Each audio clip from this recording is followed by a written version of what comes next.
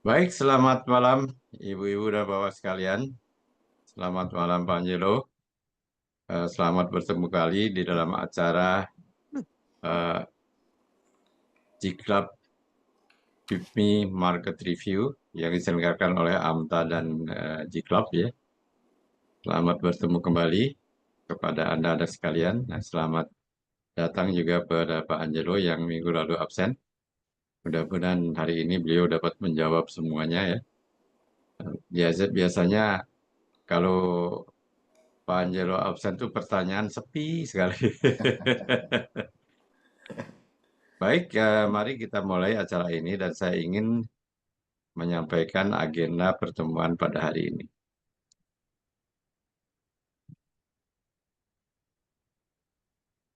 Agenda pertama pertemuan pada hari ini adalah ulasan IHSG ya, berdasarkan penutupan market sore tadi Jumat jam 16 ya, yang didasarkan kepada Elliott Wave Prognosis maupun Ichimoku ya. Setelah itu dilanjutkan oleh acara Pak Angelo yaitu AMTA Review. Jadi presentasi dari output AMTA Se- dan jawaban atas pertanyaan-pertanyaan para anggota yang ada di chat di kolom chat nanti. Selanjutnya berkaitan dengan akan adanya webinar Money Management atas permintaan Anda sekalian pada awal Agustus yang akan datang, kita akan sedikit mengadakan preview Money Management webinar ya. Di previewnya apa saja yang kira-kira akan kita sampaikan ya.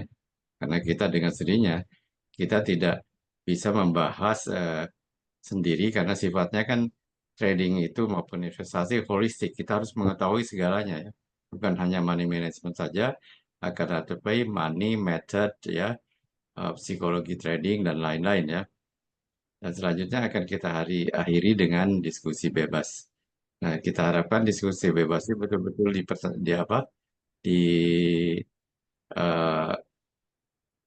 digunakan oleh Anda-Anda sekalian untuk mengajukan pertanyaan-pertanyaan. Baik, selanjutnya saya ingin menyampaikan ulasan IHSG berdasarkan Elliott Wave Prognosis dan Ichimoku Trader. Jelas-jelas kita melihat di sini bahwa market sedang uptrend ya. Ini ingin saya sampaikan bahwa banyak sekali pada waktu market turun ya, banyak sekali pada waktu market turun, saya notate dulu,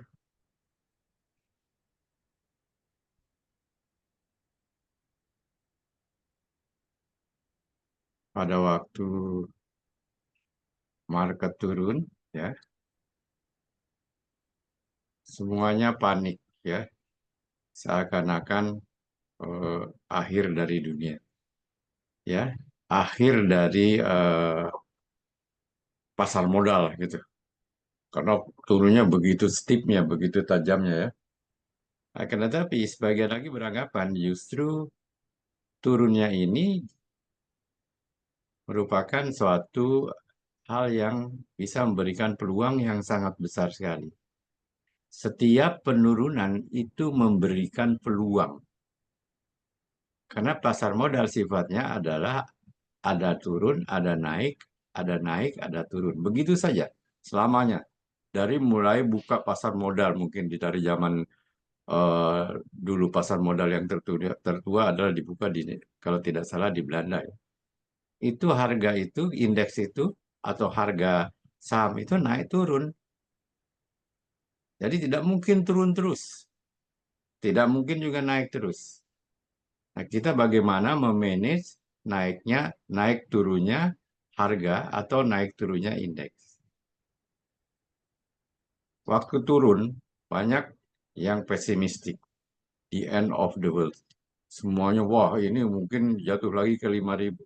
Tetapi banyak sekali yang juga mengatakan bahwa justru turun ini menjadi peluang. Asal kita tahu ya tanda-tanda. di mana market akan berbalik. Kalau Anda lihat di sini, kalau Anda lihat di sini, jelas-jelas tanda candle ini ya, bahwa market akan berbalik. Dan mereka yang mengatakan bahwa justru turun itu memberikan peluang yang besar, ini terbukti yang terjadi dengan market rebound ya, cukup tajam juga ya. Ya, marketnya rebound cukup tajam. Jadi mereka nunggu di daerah sini. Ini mereka menunggu di daerah sini. Jadi setiap penurunan, mereka-mereka yang sudah berpengalaman, yang sudah memiliki ilmu, mereka akan menunggu adanya tanda-tanda pembalikan yang memberikan konformasi. Tadi kita bicara dengan Pak Pinggala memberikan konformasi. Jika ingin aman, ya, jika ingin aman, ini kan belum lebih tinggi dari candlestick high sebelumnya, hijau di sini ya. Pak Pinggala lihat ya. Nah, kalau aman, mereka mulai membeli di daerah sini. Artinya telah terdiri dan harga telah lebih tinggi dari harga merah sebelumnya. Terlambat. Akan tetapi mereka dengan sendirinya beli di sini terlambat.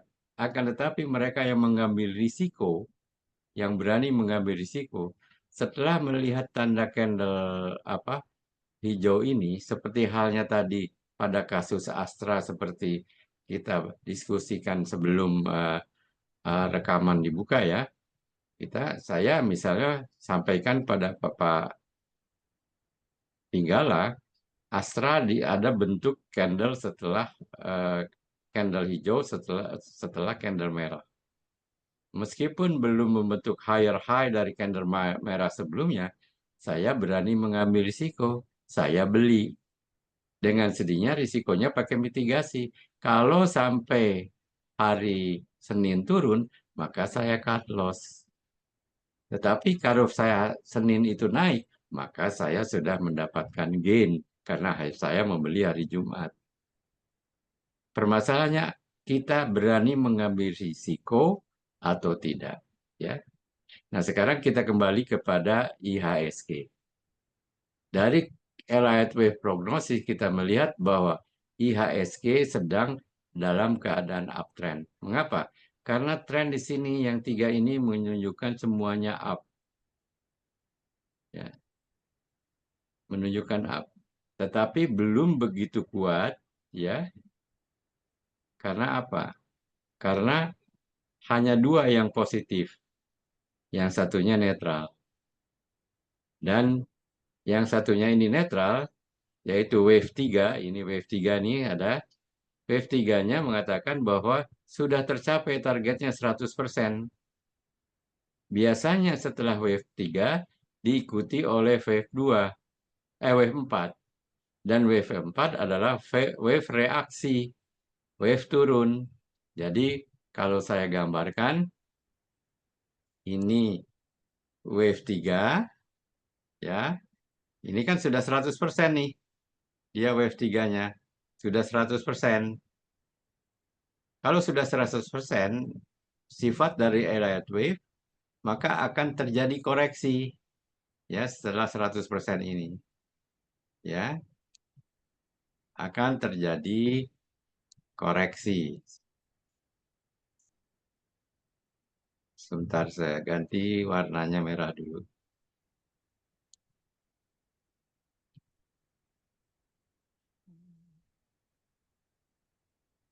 Nah, akan terjadi koreksi. Yang ini namanya wave 4. Nah, wave 4. Setelah wave 4, ada lagi kan akan diikuti oleh wave 5.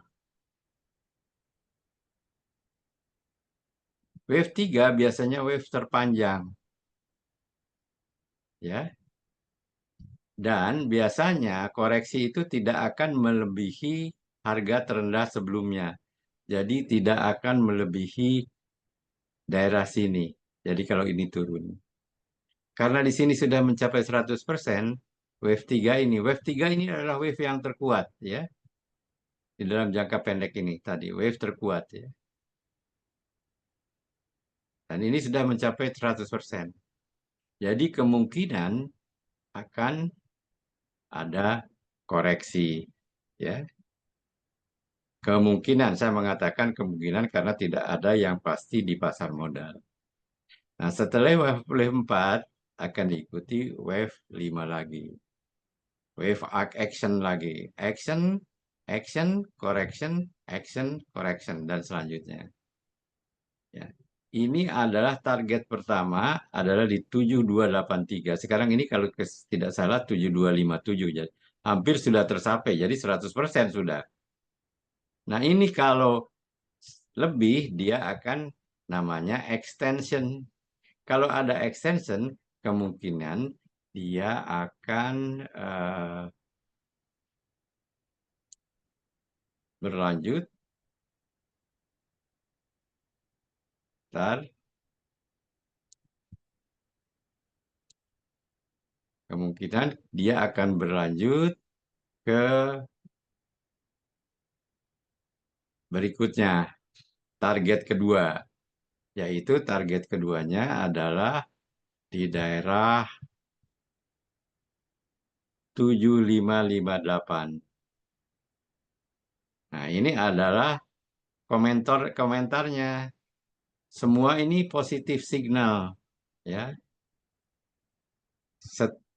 Seluruh tiga yang berurutan wave derajat wave-nya itu menunjukkan positif yang jelas, tren positif yang jelas, yaitu ini, uptrend, ya. Tetapi secara konservatif, target yang sini sudah tercapai, yaitu 100%. Kemungkinan tadi seperti saya katakan, akan ada koreksi. Kalau tidak ada koreksi, maka kemungkinan dia akan melanjutkan ke 7558. Semuanya mengatakan saya kemungkinan, tidak ada yang pasti. Ini hanya antisipasi, ya. Dan selanjutnya pada wave berikutnya yaitu wave medium, maka targetnya baru mencapai 88%. Kemungkinan dia akan bergerak ke target pertamanya pada intermediate time frame, ya.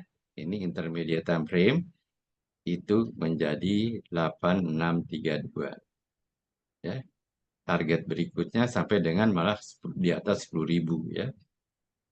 Nah, ini eh, harus Anda benar-benar camkan, ya. Jadi Anda ini sebagai antisipasi Anda. Jadi Anda bahkan harus bikin perencanaan. Perencanaan kan harus ada data-data. Nah, data-data dari Elliott Wave ini bisa dipakai untuk perencanaan Anda. Akan tetapi, karena semuanya kemungkinan, Anda harus tetap membuat mitigasi. Dia mengatakan bahwa semuanya strong uptrend, positive trend. Akan tetapi kita harus bikin mitigasi. Apa yang harus kita lakukan jika seandainya ini gagal? Ya, mitigasinya. Apa yang harus kita lakukan seandainya itu gagal? Nah, masing-masing daripada trader atau investor adalah sangat personalized. Masing-masing mempunyai keputusannya sendiri-sendiri. Tidak akan sama Pak Pinggala dengan Bu Erna, dengan saya, dengan Pak Angelo, atau dengan Pak Charles. Tidak mungkin sama. Pasti berbeda, ya. Nah, ini adalah uh,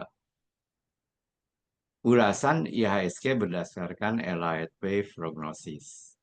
Selanjutnya kita lihat sekarang berikutnya adalah dari Ichimoku.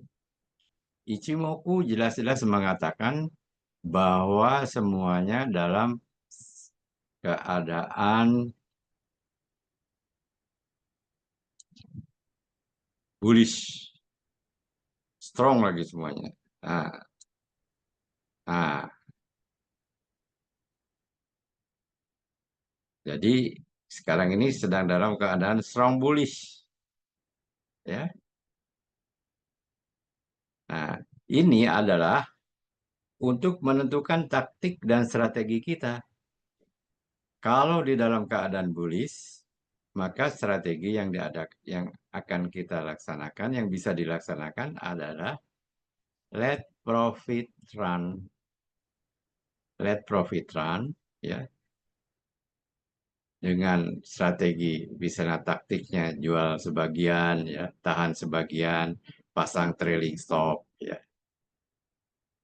Untuk diketahui sebagai lawan dari bullish adalah strong bearish, ya. Di sini strong bearish nih, ya, di daerah sini adalah strong bearish tadinya, ya.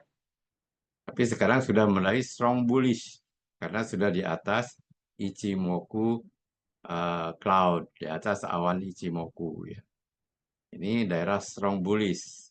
Di dalam strong bullish, kemungkinan bahwa dia akan tetap berlanjut, strateginya bisa let profit run.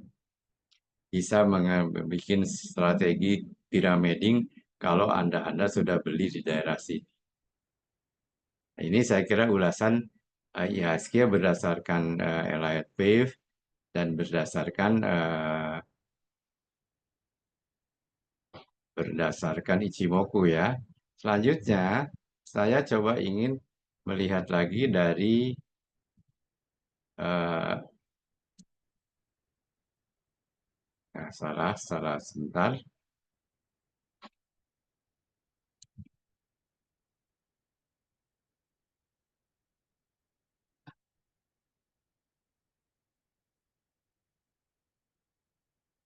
Jadi mohon maaf, tadinya saya mau memperlihatkan dari dari G-Club template, ya, yaitu Bollinger Band dan Stochastic dan Candlestick. Dilihat di situ bahwa LHP sebenarnya sedang dalam keadaan overbought, IHSG sedang dalam keadaan overbought. Nah, kembali tadi kepada Elliott Wave yang mengatakan ada di koreksi, ya, di daerah koreksi. Ini masih ini, ya, masih gambarnya masih Shichimoku, ya, Pak Nyero. Masih masih ya. Jadi kembali seperti dikatakan tadi bahwa selama ini masih di daerah bullish, akan tapi bahwa kemungkinan kok nggak bisa pindah, ya. Bentar.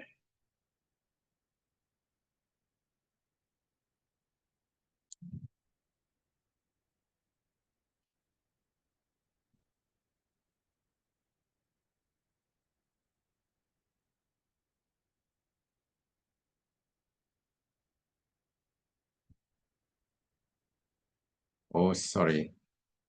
Ternyata yang saya share bukan PowerPoint, akan tetapi website, ya.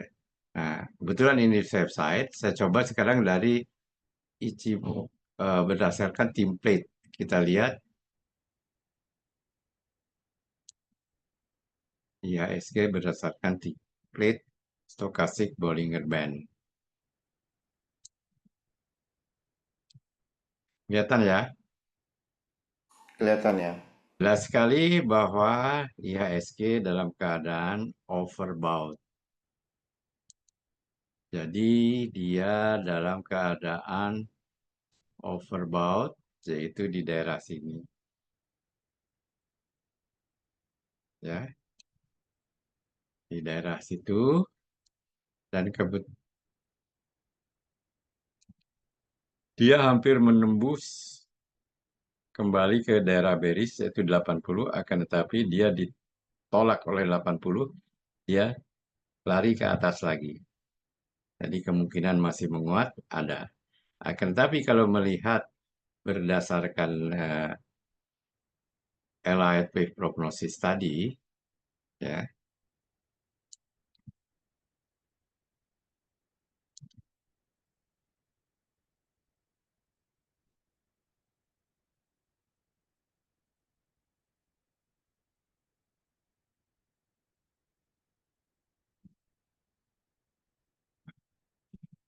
bahwa kemungkinan koreksi masih ada karena wave 3-nya sudah 100%. Demikian saya kira presentasi dari saya mengenai ulasan IHSG. Selanjutnya saya serahkan waktu kepada Pak Angelo untuk memberikan ulasan atau eh, menjelaskan output AMTA berdasarkan penutupan siang tadi. Pada Pak Angelo, waktu dipersilakan. Terima kasih yang. Saya share screen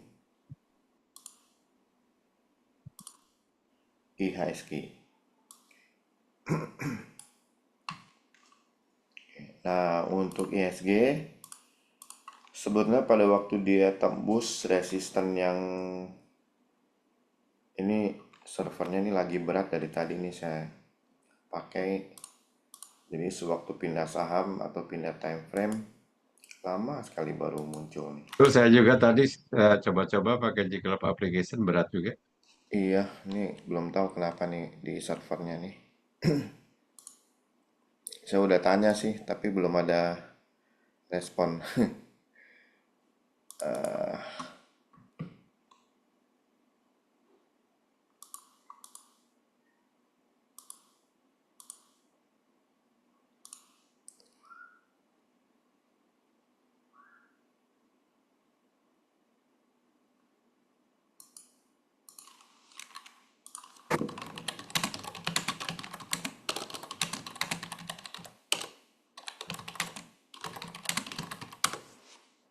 Wah,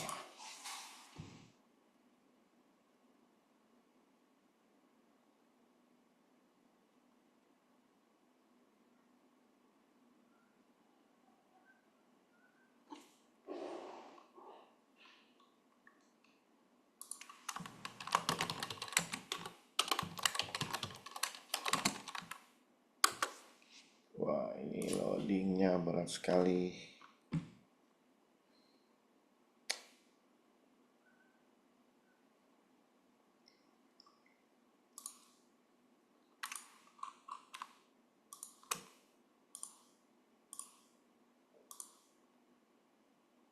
Wah, nggak bisa kebuka. Coba di handphone.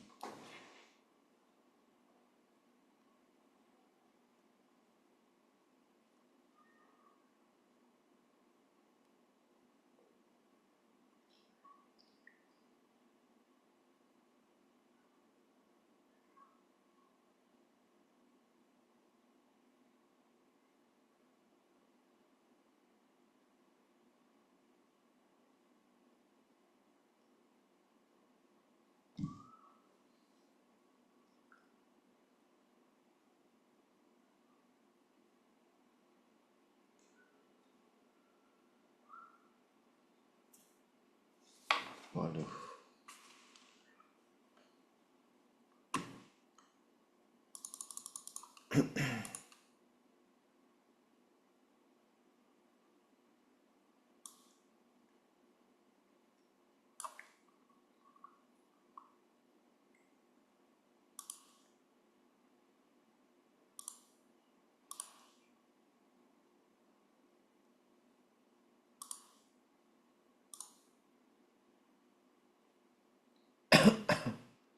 Iya, di handphone juga kebuka-buka nih ya.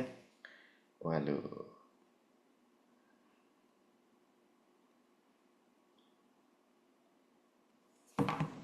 Coba, lama sekali ya.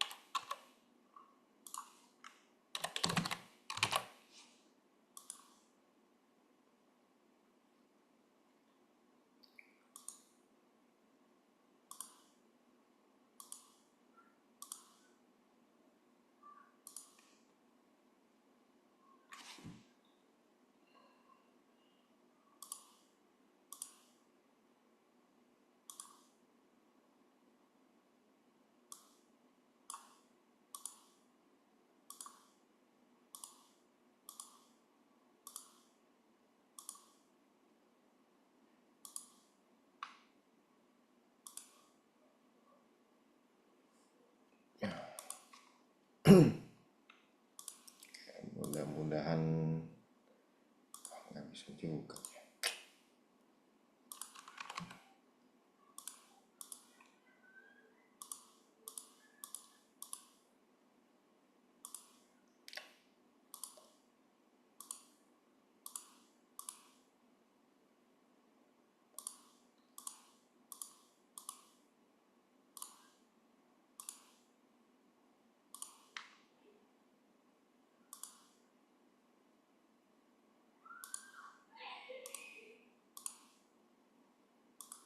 Mudah-mudahan cepet.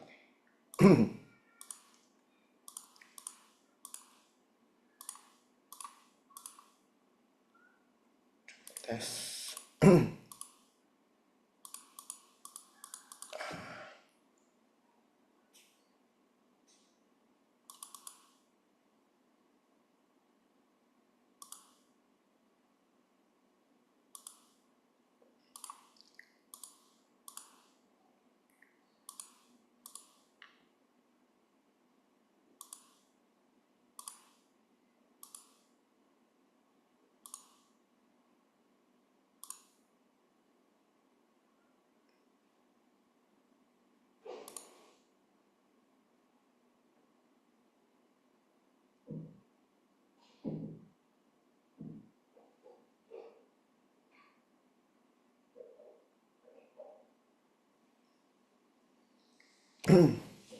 Kelihatannya ada trouble di server nih yang ada beberapa member juga lapor nggak bisa kebuka chatnya. Saya belum tahu kenapa nih.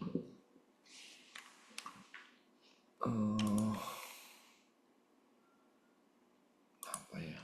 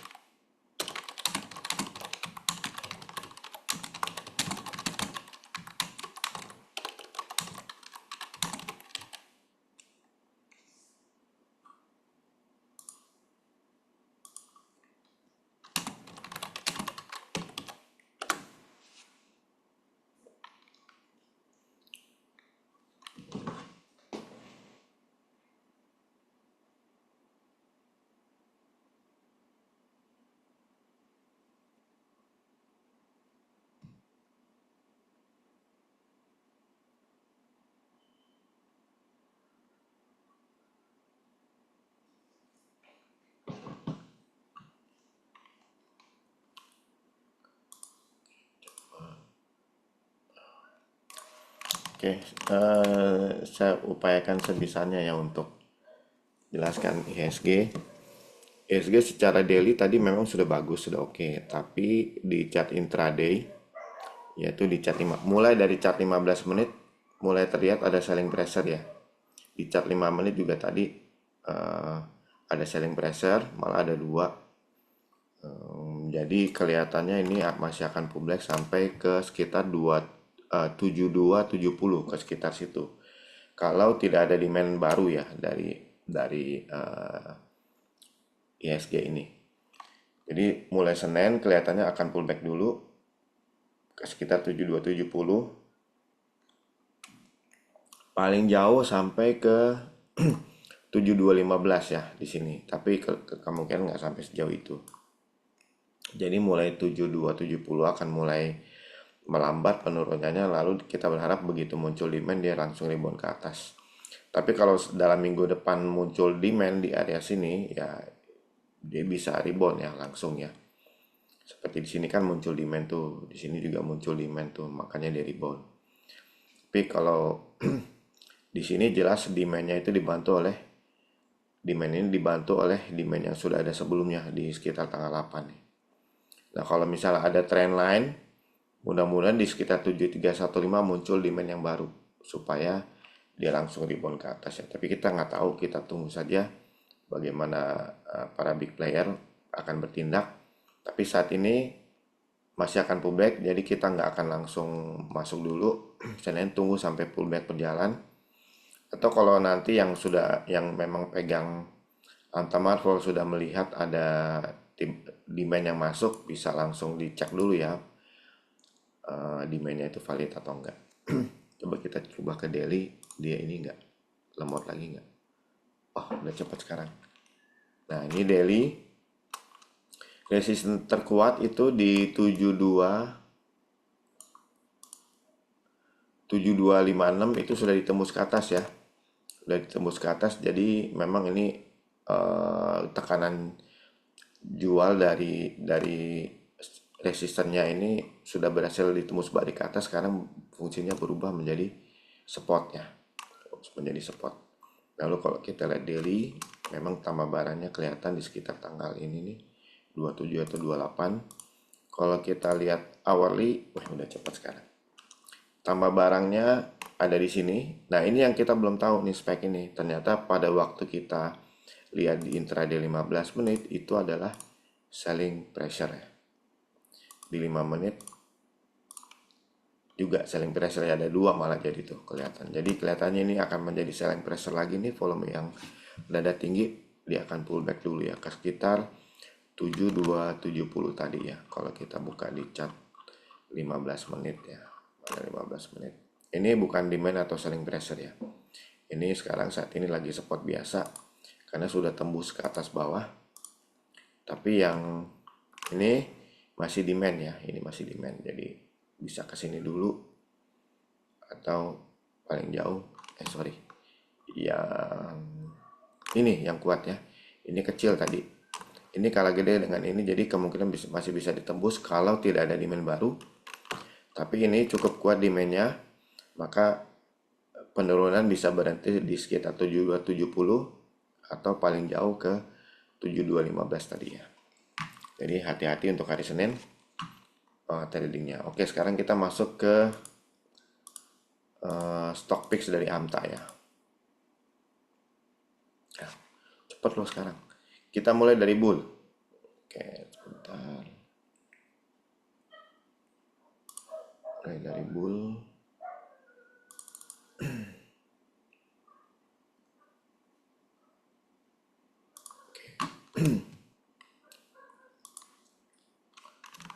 Nah, ini bull kita lihat ada big player yang beli ya, yang warna hijau terang ini, tapi masih dibayangi oleh selling pressure ini. Dan karena ini terlalu lebar, kita pecah time frame-nya menjadi hourly. Kita mau lihat lebih fokus ke level mana nih. Oh, ini adalah demand, tapi dibiarkan tembus sehingga menjadi resisten biasa ya. Nah, ini yang selling pressure nih.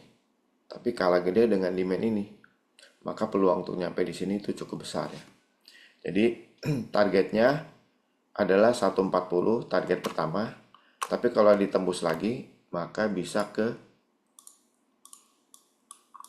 kita tarik Fibonacci extension dari support ke resistance, maka target keduanya 154 ya. 154 target keduanya. TP1 140, TP2 154, dan sekarang cut lossnya ada di sini. Yang ada demand besar nih di 127. Kalau tembus ke bawah 127 kabur ya. Oke, next BSDE. Ini ada spike hari ini, kita mau lihat apakah akan berlanjut besok ya. Kalau ada demand di bawah harga terkini berarti akan lanjut besok. Sayang sekali ada selling pressure ya. Jadi masih akan pullback dulu nih, kita nggak tahu sampai di mana. Jadi BSDE kita jangan dulu. Coba cek di 15 menit, mungkin ada yang oh ya, jangan dulu, ada selling pressure nih. Kita khawatir dia masih pullback ke sini. Jangan dulu. Next, JSMR. Nah, ini ada selling pressure dan demand, tapi terlalu lebar sampai nempel, kita pecah time frame-nya menjadi hourly. Ada selling pressure, ada demand ya, ada demand di sini. Ada dua demandnya. Nah, coba kita pecah ke 15 menit. Ada demand tuh. Mana selling pressure-nya di atas tadi. Nah, udah terpecah ya menjadi resisten biasa tadinya tuh. Lalu karena ditembus ke atas lagi, ini menjadi support. Tapi yang terakhir adalah demand ya, cakep. Kita cek di hourly. Nah, ini tadi sudah pecah jadi bukan sebentar, itu tanggal 5 dan 8. Kita cek di 15 menit tanggal 5 dan 8. Oh, sama ya, itu tetap menjadi support. Maka sekarang kita cek di hourly untuk bikin target. Tadi di hourly ini gede, tapi ternyata waktu di 15 menit itu terpecah ya, yang muncul malah demand. Nah, ini berarti oke nih demandnya nih. Ini seperti head and shoulder ya di sini ya. Shoulder tapi pincang head and shoulder. Kita pakai target hourly aja menggunakan Fibonacci extension.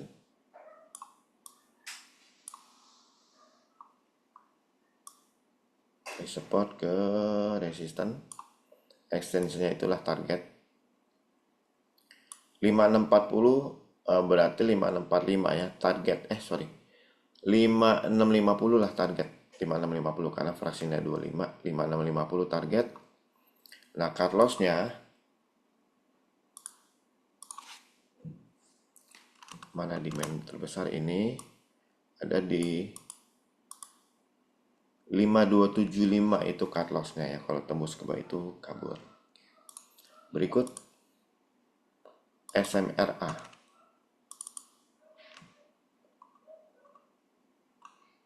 Oke, kita lihat hourly. Sebetulnya udah tembus nih, bagus. Bagus ya, tambah barang di atas tuh, demandnya masih di bawah dan gede.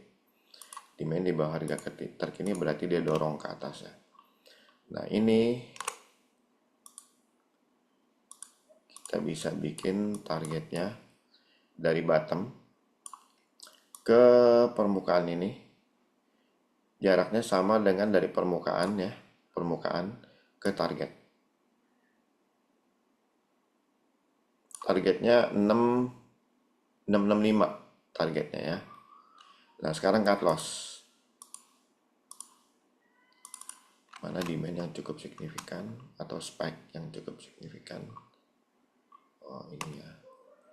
Ini di 570, tembus ke bawah 570 harus kabur ya. Oke, itu untuk SMRA. Berikutnya tower. Bagus sekali ini. Ngomong-ngomong, tower masuk ada rebalancing Morgan Stanley kalau nggak salah nih, MSCI ya, tanggal 31 Mei. Jadi volume spike-nya ini nggak valid ya, kita pecah aja ke hourly karena di hourly ini udah difilter ya, kalau volume gede dari rebalancing itu nggak akan dimasukin. Nah, kelihatannya tetap bagus sih, walaupun bukan di tanggal 31 ya. Nah, di tanggal 31 kan nggak ada spike tuh, padahal di daily itu ada spike itu karena tercampur dengan data rebalancing MSCI. Untung AMTA udah ada data bersih ya dari, tapi masih di intraday. Nanti data daily-nya akan bersih juga, masih dalam proses. Ini bagus ini tambah barang. Tunggu, tambah barang tuh. Tapi ada spek lagi, kita mau lihat nih. Itu apa? Oh, sayang sekali ya. Selling pressure. Jadi harus tembus 8-10 dulu, baru kita yakin ini berhasil ditembus resisten kuatnya dari selling pressure, baru akan bagus ya. Tapi selama itu belum, ini bisa pullback ke sini. Jadi jangan dulu untuk tawar. Wika, Wika nih, ini volumenya kecil sebetulnya, tapi bisa mendorong harga sedemikian rupa ya. Berarti selling pressure di sini udah dicuekin nih. Ini ada lembaran baru kayaknya dari big player ya. Dia udah jualan gede di sini hingga mendorong harga sampai jauh ke sini tuh jualan gede. Ini mungkin bandar baru kali. Coba kita lihat di intraday. Ya, intraday bagus tuh, nama barang tuh di atas. Cek 15 menit. Iya, nama barang tuh. 5 menit. Ya, tetap bagus. Nah, lihat 1 menit nih. Ada spike.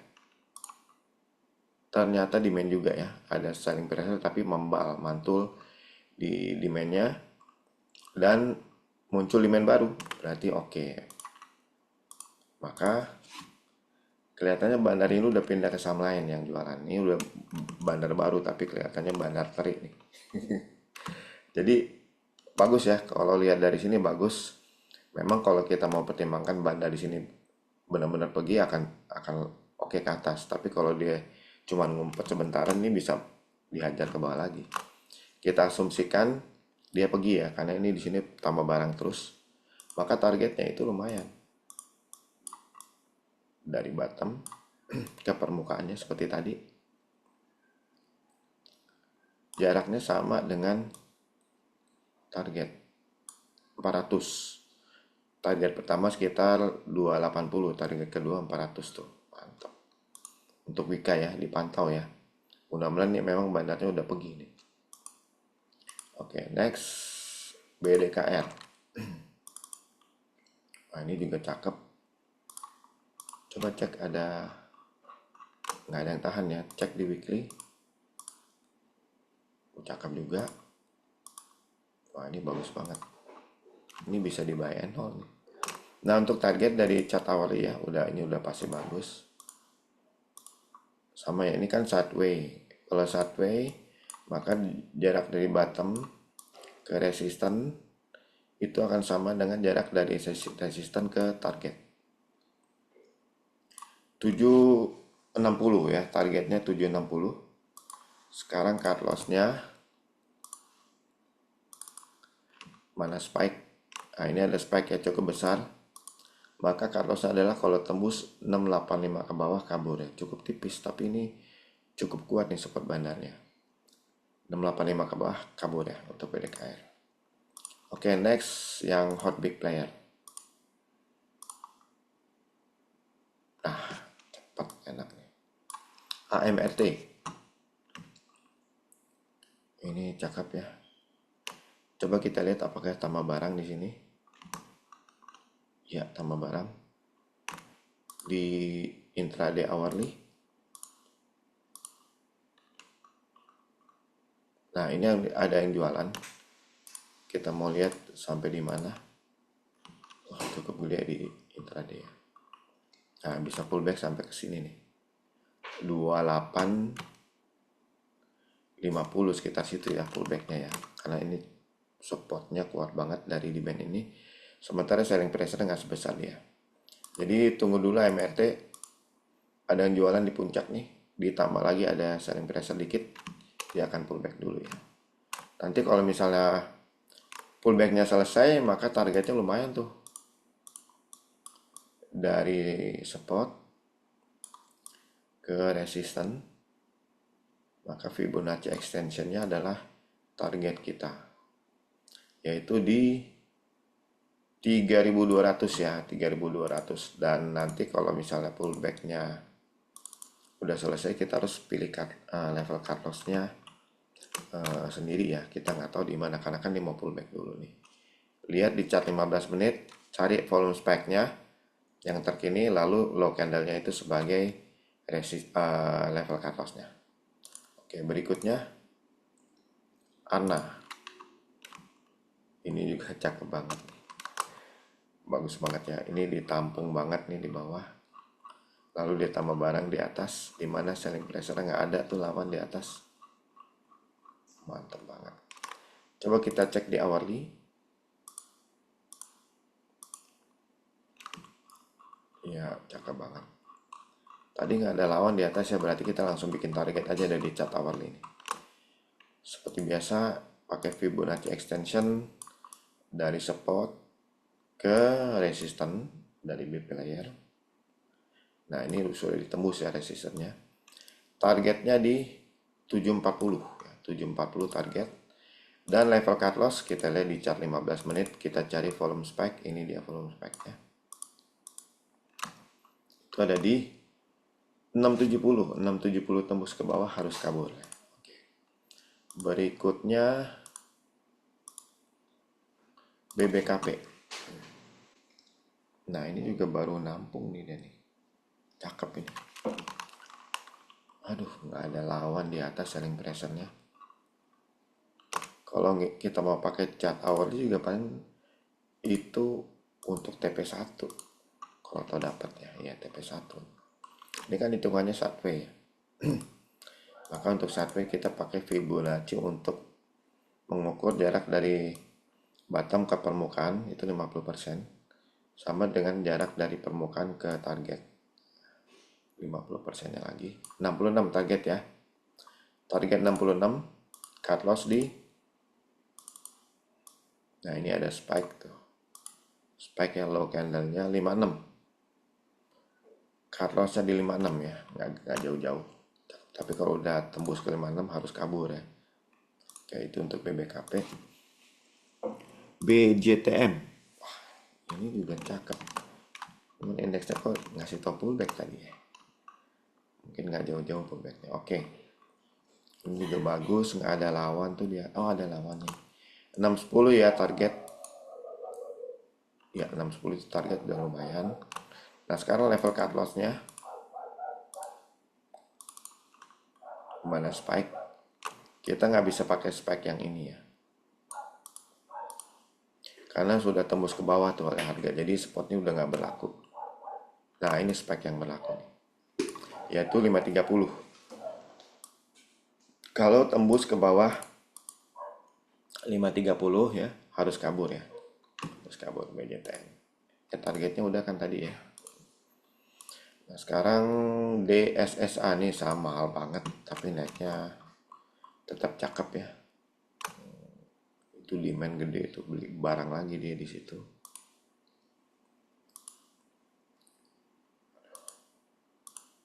Hourly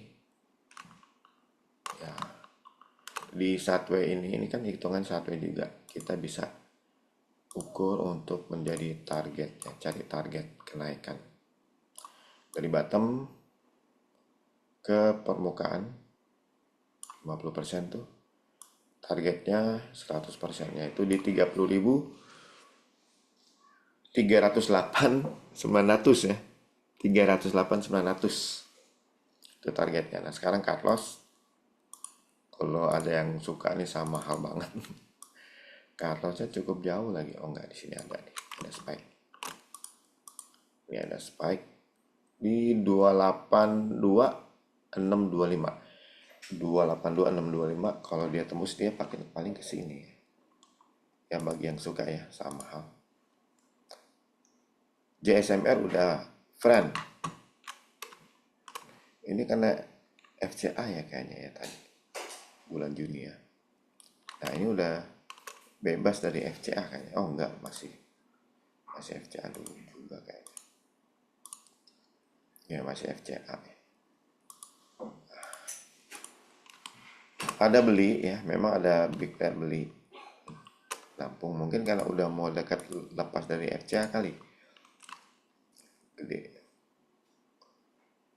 Oke, Oke, agak sulit nih karena harganya loncat-loncat. Kita pakai daily deh.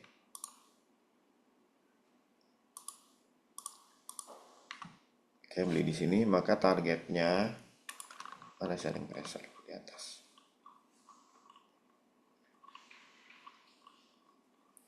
Ah, cukup jauh loh. 56 ya. Target 56. Nah, Carlosnya tadi lah. Kita pakai chart daily terpaksa. Carlosnya ini 29 ya. Ini level 29. Oke, itu Carlos. Untuk friend. Tebik ini curi. Ini gede banget ya. Coba kita pecah dulu. Awali. Oh, memang beli gede ini. Big plan-nya beli banyak, nambah barang terus lagi sampai di atas. Nah, kita mau cari selling pressure di mana?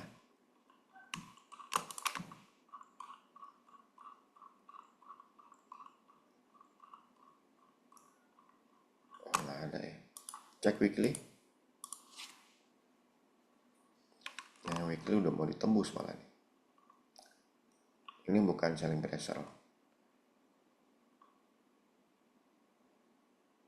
Nah, ini yang selling pressure nih. Tapi sangat lebar ya, jadi sulit untuk fokus di level berapa sebetulnya resisten itu. Jadi kita pakai yang terkini aja. Tebik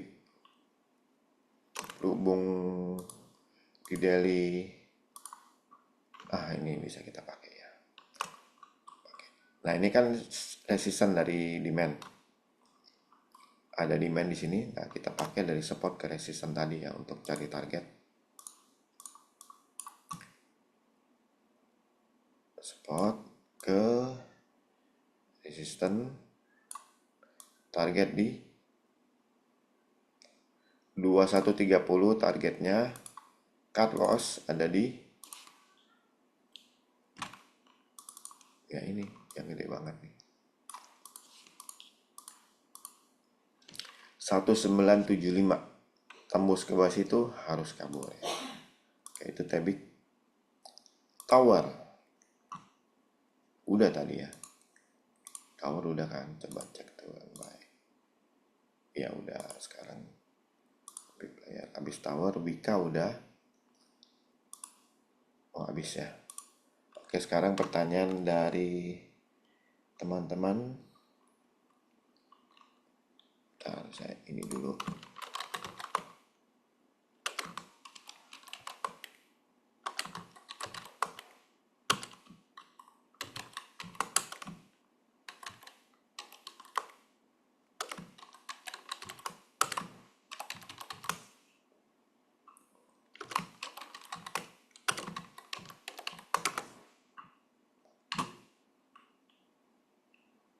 Eh,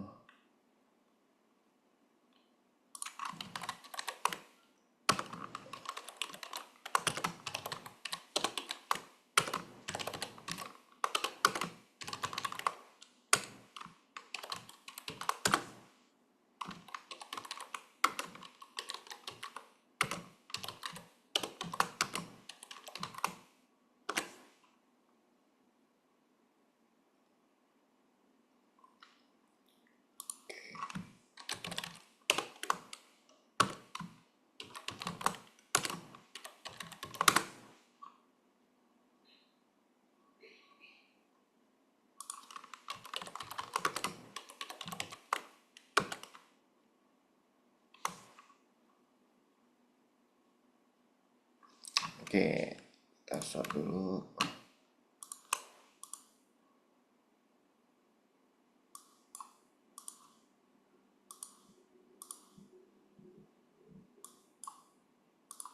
Oke, kita mulai dari Aces.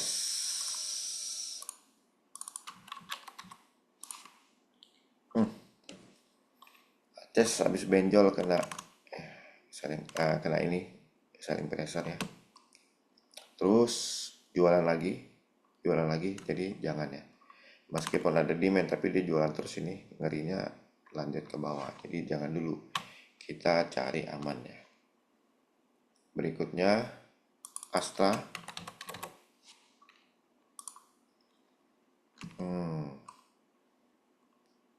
Ini benjol juga kena selling pressure ya. Coba cek di hourly. Nah, cari mana selling pressure-nya tadi.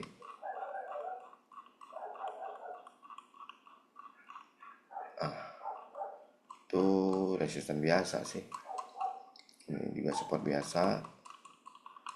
Ini memang demand tapi agak lebar ya. Kita pecah lagi ke 15 menit.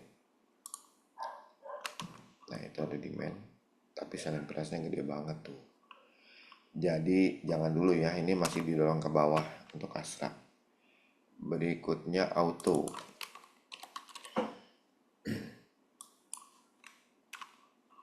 Auto oke di 15 menit. Coba cek di 15 menit juga oke tuh. Di hourly oke juga. Di daily oke banget. Ada selling pressure nggak di atas? Oh ada. Naiknya sampai ke sini ya. Jadi oke nih, tapi hati-hati di 2370 ya. Berikutnya BBCA. Ya, BBCA masih mantap ya. Ini apa nih? Wah, di balancing ya. Volume gede ini. Kita pecah dulu ke hourly.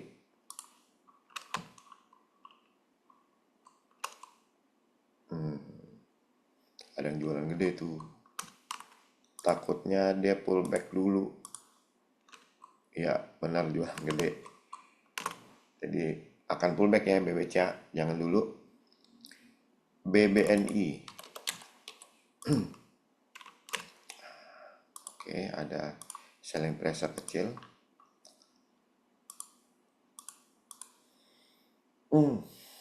Benjol di sini ya. Jadi untuk BBRI kita akan lebih leluasa trading kalau udah lewati tantangan ini nih. Ini gede-gede banget selling pressure. Lewat ini baru kita lebih nyaman ya. Jangan dulu BBNI. BBRI. Nah, BBRI sama. Lewati dulu tantangan ini baru kita akan leluasa trading ya. BBTN.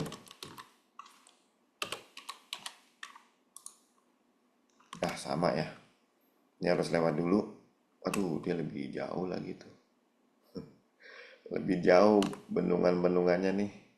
Jadi jangan dulu ya. Kalau mau jangka pendek, range-nya nggak gede, profitnya kecil, nggak sepadan ya. Jadi jangan dulu. Paling tidak untuk buy and hold nih saham-saham kayak gini nih. BMTR. Berat ya. Skip. Please.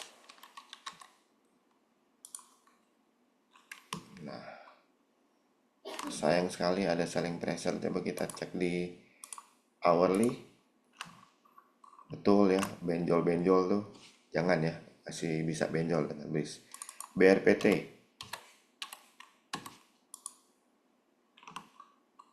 Jualan. Aduh, tadi ada selling pressure tuh.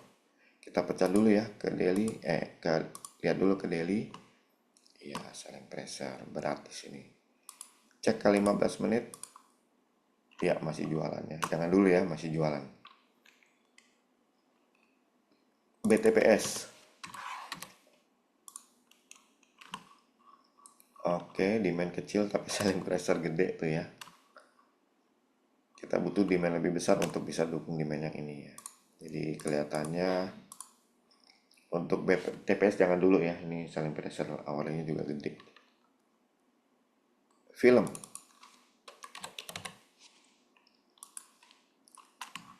Oke, dia sideways tapi dengan wah dibayangi ini ya. Tapi cukup jauh dia. Oh enggak jauh di atas. Daily. Oh, iya, jangan ya. Jangan untuk film. Next, kita kiat. Wah, ini juga jualan terus nih. Coba cek di hourly.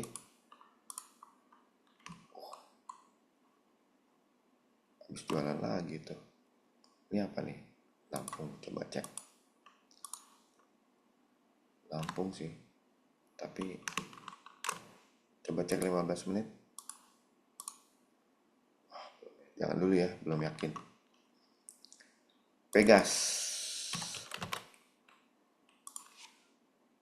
Oke, cakep. Cek di hourly. Cakep ya, hourly. Ini resisten biasa ya, bakal tembus sih. Cakep nih, hourly. Iya, benar. Benar ya, mantul gara-gara demand ini. Silahkan nih Pegas yang mau ikutan. PNLF. Ya, benjol ya. Benjol kena selling pressure. Coba mana. Nah, benjol kan. Makanya turun dia. Jangan dulu. SCMA.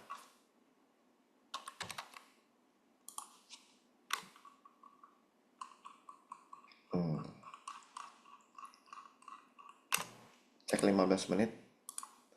Ada yang tidak terbaca, itu demand. Demand juga 15 menit masih oke ya. Cek daily.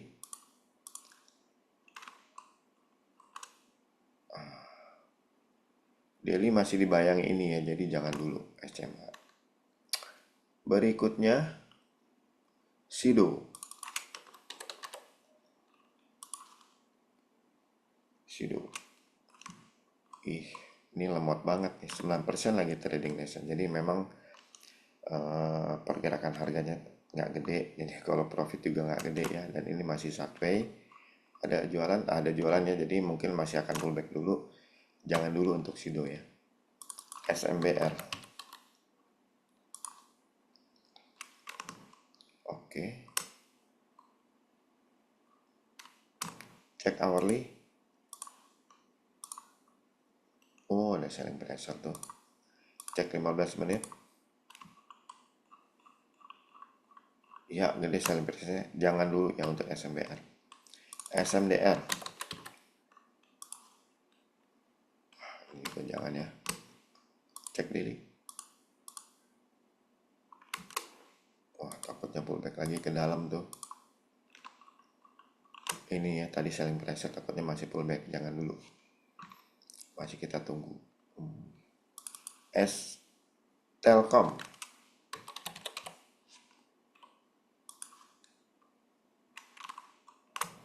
Oke banget. Ini ada break. Ini runway gap ya. Daily. Oh, masih ada ujian di sini. Tunggu lulus ujian, lewatin ini ya, baru kita bisa leluasa lagi. Ditambah lagi ujian di sini lagi. Sabar aja dulu. Masih jauh toh perjalanan. Coba cek weekly. Ya, masih jauh perjalanannya. Sabar aja dulu. Next, Temas.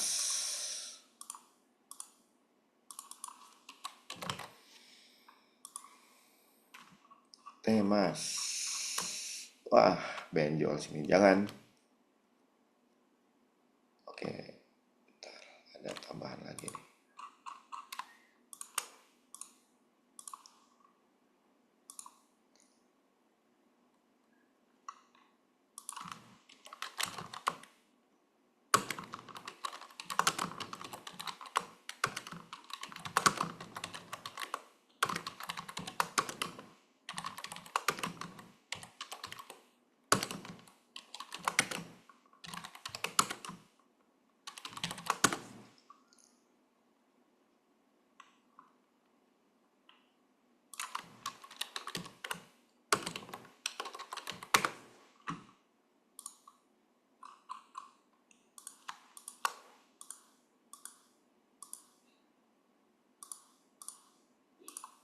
Oke, mulai dari Ado.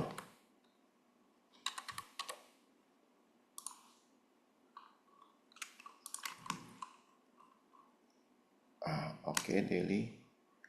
Walaupun masih ada ujian. Oh, ujiannya gede lagi. Tunggu sampai lewat 2940 ya. Ini selling pressure-nya gede nih. Jadi jangan dulu untuk Ado. Antam.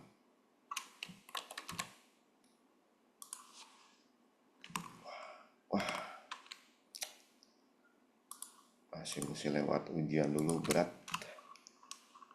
Secara intraday masih oke. Di atas ya 1640 ya. Boleh nih yang mau ikutan Antam 1640, saling pressure yang kuat, silakan, lumayan tuh capital gainnya ya. Ini secara intraday juga oke, dia tambah barang terus tuh. Next, Cleo. Oh, jangan.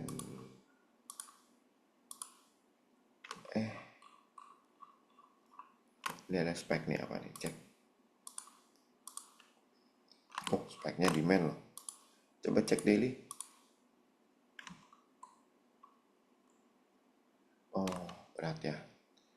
Masih berat di sini. Jadi jangan dulu juga. Cleonya games. Ini sama baru ya. Games baru dengar. Ada spek, kita mau lihat nih speknya apa. Cek di hourly. Masih belum ketangkap itu apa. Cek di 15 menit.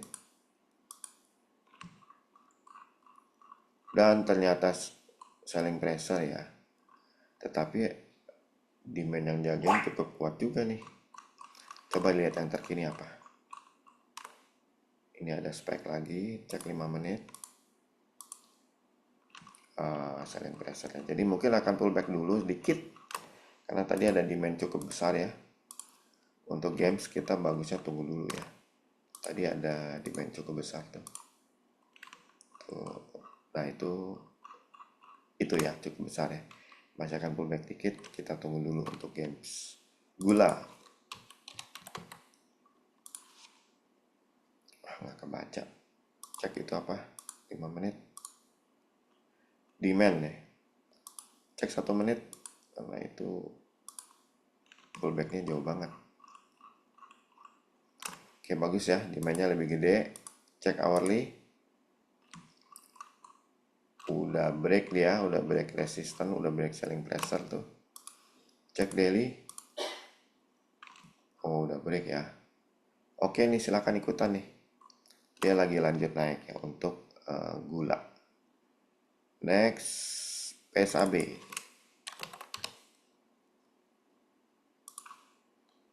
Widih. Cek 15 menit. Waduh, jual. Jangan ya. Udah selesai dia kemarin naik sehari doang. PTPP. Oke, cakep. Aduh, ada selling pressure ya, kuat di situ ya, makanya benjol dia. Iya bener ya, jadi jangan dulu ya untuk PTPP. RAM. Wah, Rampun Jabi. Jangan, sangat berat. SMGR.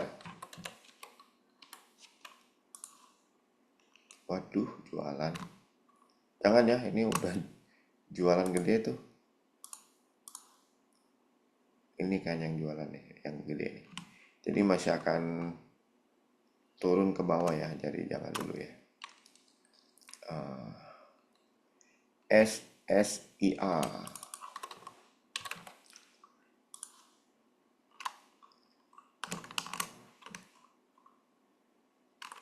Coba cek hourly ya.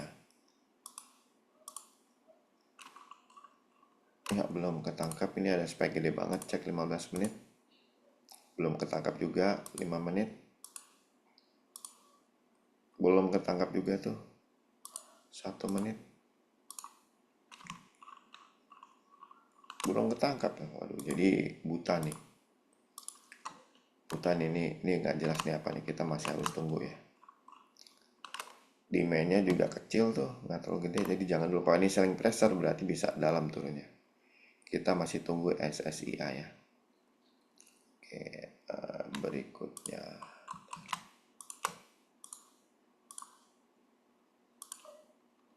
BRMS.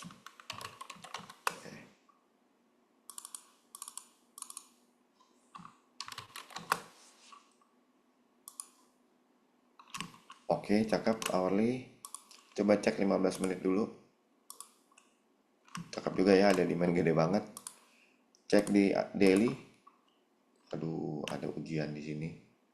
Coba cek di hourly persisnya di mana ya?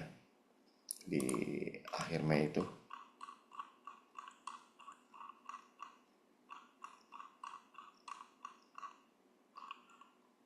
Oh, itu akhir Mei. Oh, udah ditembus ya. Berarti udah oke nih. Itu bukan ujian lagi, mana ujian yang lain? Masih jauh di atas ya, 160.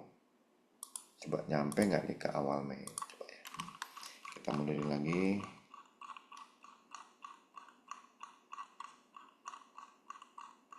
Awal Mei. Ah, itu dia. Itu dia. Ujian yang harus dilewati adalah level 160 ya.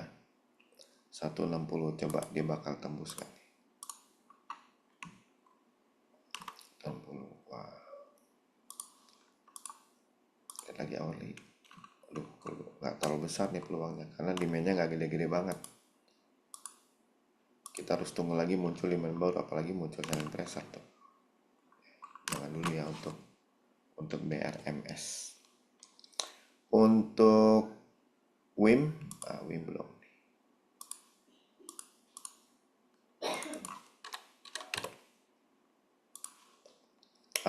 Belum ya. VKTR tadi udah ya. VKTR udah, nanti lihat aja di rekaman.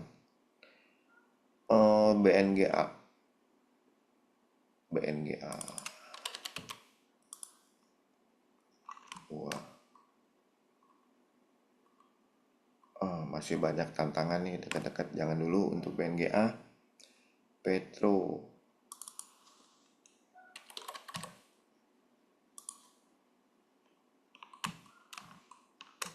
Ya, Petro masih banyak selling pressure, jangan dulu.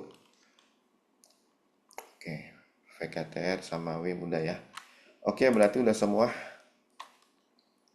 Terima kasih yang sudah bertanya. Semoga bermanfaat ya. Oke, yang Baik, terima kasih Pak Angelo. Di sini ada Pak Kiswoyo. Tadi kan dari trading. Mungkin Pak Kiswoyo eh, dapat memberikan ulasannya mengenai saham-saham yang big cap gitu. BMRI, saham-saham Ya, bank, TLKM, INKP misalnya, Telekom ya. Silakan Pak Kiswoyo. oke. Bentar, bentar. Baik. Selamat malam semuanya. Bentar, saya nyalain kamera ya, kamera. Ya, suara Kiswoyo muka-muka saya nih. bentar nih, belum. Sebentar, belum di itu.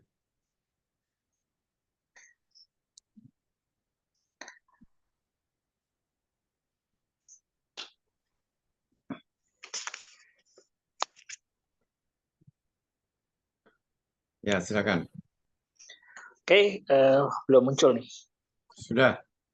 Sudah muncul ya, nggak kelihatan sih di saya. Oke, selamat malam semuanya. Jadi kalau saya mulai dulu dengan ISG. Kalau lihat ISG seperti cerita saya sebelumnya bahwa kalau sudah di atas 7.000 itu saya merasa sangat tenang karena artinya kita sudah bullish ya kalau sudah di atas 7.000 gitu kan ya, apalagi sekarang sudah aman 7327. Kalau kita lihat ini high-nya IHSG itu ada di 7454 ya. Jadi bersiaplah bahwa IHSG akan new high. Bersiaplah IHSG akan new high. Kalau ditanya target IHSG tahun ini ada berapa, bisa ke angka berapa? Saya masih optimis bahwa kita bisa di atas 7.500, mungkin bisa sampai 7.700 sampai 7.800 masih bisa. Dan kalau ini sebetulnya mungkin berkaitan, kalau kita cerita angka itu mungkin apakah bisa tercapai? Begini, saya melihatnya bulan ini bulan Juli, bulan sudah Euro sudah mau berakhir, seperti cerita saya sebelumnya bahwa ini biasanya market sudah mulai bullish, malah Euro belum berakhir, IHSG-nya sudah mendekati new high duluan kan ya. Jadi kita akan masih tetap lanjut naik ke atas, mungkin bisa bikin new high sampai bulan depan, bulan Agustus, karena bulan depannya lagi, bulan September, itu mungkin akan ada penurunan suku bunga The Fed. Dan biasanya, seperti biasa, buy on rumor, sell and news. Jadi ketika suku bunga The Fed sudah menjadi news, sudah terjadi beneran di bulan September, rentan untuk profit taking. Jadi sebetulnya saya bilang ini momen ya seperti yang pernah bahas di grup juga, kemarin-kemarin pada ngeluh nih IHSG turun ya. Jangan mengeluh, itu malah sebetulnya peluang buy yang buy kemarin-kemarin ya, yang waktu di low IHSG di bawah 7.000. Ini kita masih akan mencoba new high terus sampai bulan depan, saya lihat masih aman, bulan Agustus. Dan itu katanya, Pak, dasarnya apa? Yaitu saya bilang The Fed akan menurunkan suku bunga mungkin sekitar bulan September. Terus kita juga jangan lupa mau ada pemilu lokal, pilkada, itu di bulan Oktoberan. Terus juga kita tahu bahwa ekonomi kita ini sudah berjalan normal, mungkin jalanan macet, termasuk tadi saya juga makan siang, coba ke mall aja tuh, di food court-nya itu nyari tempat duduknya agak susah. Jadi sudah terlihat kemacetan di sana-sini, terlihat orang konsumsi juga sudah tinggi. Seperti saya selalu ingatkan bahwa pertumbuhan ekonomi Indonesia itu disokong oleh 50% lebih konsumsi domestik. Jadi kalau Bapak Ibu melihat jalanan macet, pergi ke mall, nyari parkir susah kok, food court. Minggu kemarin ya saya sempat bahas di grup bahwa saya mengunjungi Great Indonesia juga penuhnya minta ampun, cari tempat makan pun susah, di CP pun penuh. Itu tanda bahwa ekonomi kita gerak. Karena itu saya bilang lebih dari 50% pertumbuhan ekonomi Indonesia disokong oleh konsumsi domestik. Beda sama corona. Corona itu kan di mana-mana lockdown, mall sepi dan sebagainya, makanya pertumbuhan ekonomi kita turun, bahkan sampai minus. Bahkan dulu ada yang menghitung bahwa kalau kita autopilot, ya artinya pemerintah hanya membayar gaji polisi dan PNS tentara saja, dan masyarakat kita konsumsi terus, itu autopilotnya adalah 3%. Nah, selisihnya itu ada 2% itu dari mana, Pak? Yaitu dari, kan pemerintah bangun jalan, bangun jembatan, bangun IKN, dan sebagainya, itu pembangunan. Itu ikut menyokong 2%-nya. Kalau dibilang, bisa nggak Pak kembali ke 7%, sebetulnya kita butuh, ya inilah, apa kalau dibilang, saya nggak tahu nih, oke lah, saya sedikit bahas sisi gelap. Bahwa zaman sebelum Pak Jokowi, kalau dibilang kok bisa tumbuh 7%-nya, karena jujur, mau tidak mau, mungkin ini miris, korupsinya kita soalnya ditekan habis-habisan. Jadi itu tercermin pada saat Pak Jokowi sebelum jadi presiden, itu menjadi gubernur Jakarta. Sebelum Pak Jokowi jadi gubernur Jakarta itu, penjahit di pasar Majestic itu mereka bilang sebulan itu mereka dapat orderan dari PNS, pemerintah provinsi Jakarta itu minimal jahit baju 3 kali, sebulan 3 kali. Sejak Pak Jokowi jadi gubernur, korupsinya ditekan, yang ada kebalikan 3 bulan sekali mereka baru jahit baju 1. Jadi memang penekanan korupsi oleh Pak Jokowi ini membuat konsumsinya menjadi down. Jadi memang ini serba salah juga ketika korupsi ditekan habis-habisan, pejabatnya sekarang takut ngumpetin uang kemana-mana, mereka nggak royal belanja lagi, sehingga ekonominya susah untuk mencapai 7% lagi. Tapi 5% itu saya yakin optimis masih bisa tercapai sih, seperti itu. Nah, mungkin ini saya nggak tahu bagaimana, apakah setelah korupsi ditekan, apakah bisa Pak naik ke 7%. Nah, ini mungkin kerjaan pemerintah atau menteri-menteri. Saya belum mencapai taraf untuk seperti itu. Bagaimana cara menekan uang yang sudah ditekan itu, gimana bisa kembali lagi ke masyarakat dan sebagainya, itu mungkin di luar pemikiran saya. Tapi intinya 5% ini kita sudah sangat bagus, karena konsumsi kita juga tinggi. Bandingkan dengan Jepang ya, di Jepang itu masyarakatnya doyannya nabung. Mereka sebisa mungkin mengirit ketika itu, makanya ekonomi Jepang susah bangkit karena masyarakat suka nabung. Jadi memang serba salah, di satu sisi kita semua diajarkan untuk menabung, tapi kalau kita semua penduduk Indonesia nabung semua, itu pertumbuhan ekonomi kita bisa drop kayak Jepang. Dengan kita suka belanja, memang ada sedikit sisi resiko berbahaya, tapi di satu sisi itu menggerakkan ekonomi. Gitu. Jadi memang ini adalah dilema bagi masyarakat, tapi ya itu saya bilang kita urus rumah tangga masing-masing saja. Bagaimanapun juga kita tetap secara pribadi, keluarga harus punya tabungan sendiri. Mungkin salah satunya itu investasi di saham, ini trading saham, seperti itulah. Jangan konsumsi besar-besaran. Tapi kalau kita sebagai investor saham, trading saham, kita melihat acuan makroekonomi, ya kita tahu bahwa oke, orang-orang pada demen belanja, ya kita ikut happy aja lah, gitu, karena itu menggerakkan ekonomi kita, seperti itu. Jadi saya masih optimis IHSG bisa bikin new high. Ini sudah deket new high, mungkin Bapak Ibu nggak sadar kan, ya ini sudah deket new high loh. Tadi saya bilang, ingat high-nya IHSG itu 7454, sekarang sudah 7327, sedikit lagi, bisa aja minggu depan hari Senin dikebut new high-nya bisa. Cuma ingat ya, selalu ada cerita setiap kali IHSG bikin new high, angka tertinggi baru itu 74 54 ditembus, pasti ada koreksi. Sudah dari bisa di backtest ke belakang, setiap kali bikin new high baru, itu pasti dia akan drop ke bawah. Nah, peluang koreksi itu mungkin kalau jadi saya bilang nih sampai 2 bulan ke depan, sampai bulan depan, bulan Agustus, kalau ada ISG koreksi jangan takut. Malah itu momen peluang untuk beli gitu loh. Jadi kalau kedepannya ada ISG koreksi karena bikin new high baru, jangan takut. Itu mungkin sekarang mau lihat BRI ya, BRI kan sudah mahal nih, sudah mendekati 5.000. Itu saya lihat BRI bisa mendekati high lagi ke arah 6.300 karena saya merasa bahwa ISG salah satu penyokongnya selain saham Barito Group, tapi ada juga dari BRI, perbankan besar. BCA juga sudah naik di atas 10 ribuan lagi, Mandiri juga sudah mulai naik, BBNI juga. Nah, yang masih ketinggalan memang adalah Astra dan Telkom. Kalau kita bicara Telkom dan Astra, selalu saya bilang ini menarik untuk investasi. Mungkin ada berita terbaru untuk Astra Group dulu ya, saya bahas sedikit. Kendaraan listrik ternyata benar, saya baca berita lagi. Di Eropa itu sudah mulai ada sedikit ketakutan soal kendaraan listrik. Jadi mungkin saya nggak tahu apakah di Indonesia ini akan layu sebelum berkembang atau gimana. Kita tunggu saja, tapi apa yang dilakukan oleh Astra berarti tidak salah, karena di luar negeri mulai banyak masalah. Ada mobilnya katanya motor bisa meledak sendiri, karena mungkin kepanasan atau gimana, jadi baterai listriknya belum stabil atau dan sebagainya. Jadi mulai ada penjualannya sudah mulai berkurang, tidak sekencang tahun-tahun sebelumnya. Terus yang kedua ada berita bahwa ada riset dari Algo Search itu ya, saya lupa Algo apa itu, dia bilang bahwa memang Astra cenderung stabil, stagnan. Harga sahamnya stagnan, tapi dividennya masih naik terus, ya karena net profitnya berusaha naik. Jadi memang Astra ini kan dimiliki oleh Jardine Singapura. Jardine Singapura itu juga kayak semacam V-Cycle. Ada perusahaan ujungnya itu adalah dari Hong Kong. Jadi dari Hong Kong. Di situ dijelaskan ada 2 kemungkinan bahwa adakah kemungkinan Astra mungkin akan dijual oleh Jardine karena dianggap harga sahamnya nggak naik-naik.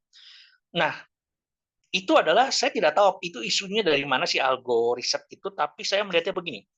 Astra itu di dalam laporan keuangan terlihat dia memiliki banyak uang cash. Kalau memang Jardine itu kan pemilik mayoritas ya, 50% lebih. Kalau memang Jardine mau menjual kepada pihak lain lagi, sama seperti dulu kita ingat cerita Danamon dan dulu MyBank itu namanya adalah BII. Jadi setelah collab oleh konglomeratnya itu dipegang oleh BPPN, dibeli oleh MyBank. Dibeli oleh Temasek Singapura dulu, dipegang berapa tahun, baru setelah itu sama Temasek dijual lagi. Yang Danamon dijual ke Mitsubishi Jepang, yang BII-nya dijual ke MyBank Malaysia. Nah, apakah Jardine akan melakukan hal yang sama dengan menjual Astra? Itu menurut saya adalah peluang bagus. Jadi jangan takut. Kenapa? Karena dengan adanya uang cash yang di dalam nggak mungkin dijual begitu aja. Kuncinya kalau saya analisa saya pribadi, feeling saya mengatakan, saya punya perusahaan, uang cashnya banyak. Nggak mungkin saya jual begitu aja keluar dong. Kalau bisa uang cashnya dikempesin dulu. Setelah uang cashnya dikempesin, barulah perusahaan ini saya akan jual mahal. Nah, kalau uang cash dikempesin caranya gimana? Ya akan bagi dividen besar.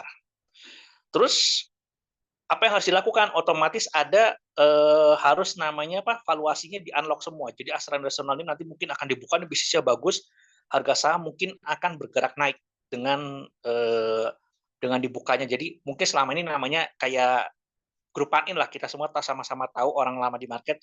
Grupanin ini perusahaan valuasinya bagus, bisnisnya bagus, tapi harga sahamnya tidur karena mereka ibaratnya diumpetin. Ada bisnis apa bagus, mereka umpetin aja. Nah, mungkin nanti semua kebaikan-kebaikan, keunggulan grup Astra ini akan dibuka semua kalau dia mau jualan. Tapi syaratnya kalau mau dijual, tadi saya bilang, uang cash-nya akan dikeluarin dulu. Berupa dividen besar-besaran. Jadi apapun bentuknya mau dijual dulu, sebelum dijual dividen bagi besar, itu otomatis kita sebagai pemegang saham Astra nggak usah takut, dividen besar kita akan untung. Dan setelah dividennya besar, uang cashnya habis, pasti itu akan dipromosikan. Artinya semua keunggulan grup Astra akan dibuka ke publik, membuat harga sahamnya naik, barusan dijual. Saya lihat polanya seperti itu. Kalau sampai jadi dijual. Kalau enggak, ya mungkin dijadikan cash cow. Cash cow itu model seperti Adira Finance itu, Multi Finance itu adalah anaknya Bang Danamon. Jadi itu diperes habis-habisan. Setiap kali dapat untung langsung diminta sama Bang Danamon buat bagi dividen. Terus seperti itu. Mungkin bisa jadi seperti itu pula. Jadi Astra yang selama ini bagi dividennya kan masih di bawah 60-70%, mungkin akan digedein. Bisa jadi Astra kalau jadinya kesel, ya udah saya nggak mau jual, lu punya uang cash banyak, model kayak KMG atau Unilever bagi dividen bisa 80% atau 100%, bisa saja terjadi seperti itu. Jadi ini mungkin gosipnya belum banyak beredar, tapi saya jelaskan dulu kepada Bapak Ibu di sini, untuk Astra nggak usah ketakut dengan ada bilang ada isu nanti mungkin kedepannya akan muncul, oh ini si Jardine dari Singapura mau jualan, jangan takut, itu malah peluang untuk kita pemegang saham Astra. Itu cerita bagus soal Astra yang baru saya dapatkan 2 hari lalu ya kalau nggak salah, 2 hari atau 3 hari lalu lah, itu bagus banget. Jadi nggak usah takut. Untuk Telkom masih belum ada berita baru, ya intinya Starlink ya masih begitu-begitulah berita-berita lama. Tapi kita mulai melihat kalau nggak salah mungkin nanti bisa dibahas lagi sama Pak Angelo, bagaimana teknikal Telkom, apakah saya tadi lupa udah dibahas apa belum. Saya melihat sih harusnya saya udah mulai naik. Termasuk Astra pun saya melihatnya sudah mulai bottoming karena ada info mulai ada satu big fund besar mulai masuk ke Astra yang saya dengar. Itu mungkin berkaitan dengan isu bahwa Jardine mau menjual Astranya seperti Temasek menjual Danamon dan BII, atau akan dijadikan cash cow, artinya diperes, lu ada untung berapa, 90% harus bagi dividen. Apapun tindakan oleh Jardine Singapura sebagai pemegang saham terbesar Astra, pengendali, itu akan menguntungkan bagi kita pemegang saham Astra yang lain, karena harga sahamnya pasti, saya lihat, feeling saya, analisa saya bisa terapresiasi ke atas, seperti itu. Nanti kita lihat teknikalnya, mungkin nanti kamu dibahas lagi sama Pak Angelo. Itu berita soal Astra. Kalau Telkom sih sebetulnya belum ada berita baru, cuma ya itu saya bilang gerakan harga sahamnya sudah mulai naik ke atas. Terlihat sih kalau saya sudah merasakan ini mulai naik ke atas.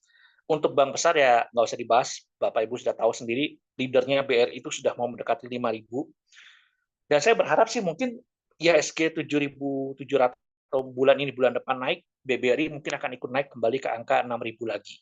Itu yang saya lihat. BCA mungkin bisa bikin new high baru lagi sih ya. Pada saat ini IHSG naik, itu saya melihatnya itu.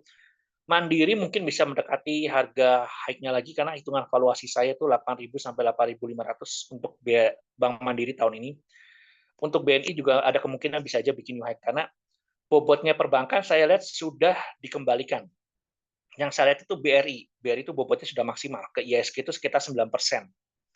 Asalkan IDX tidak berubah lagi ya. Itu kalau nggak salah hitungan ada orang yang menghitung kayaknya bobotnya sudah kembali sekitar 9% lagi. Jadi ini momen untuk kalau ada koreksi. Jadi ingat kalau IHSG new high jangan takut, pasti ada koreksi. Nah, itu tinggal kita cari celah di mana kita bisa masuk karena masih akan bullish, masih akan naik terus sampai bulan depan, bulan Agustus, atau mungkin menyentuh angka level 7.700 sampai 7.800. Jadi bisa dikebut nih, mungkin bulan ini sampai bulan depan. Karena September itu saya bilang, The Fed mengumumin suku bunga, sell on news. Akan ada profit taking. Pak, koreksinya sampai berapa? Ya kita belum bisa hitung. Karena high-nya aja kan kita belum tahu nih. High-nya IHSG mau berapa? Apakah mencapai level 76, 77, 78 kan kita belum tahu. Gitu. Nanti itu bisa kita lihat. Biasanya saya hitung nanti koreksinya pakai Fibonacci. Tapi kita harus ketemu dulu titik tertinggi dia berapa. Seperti itu.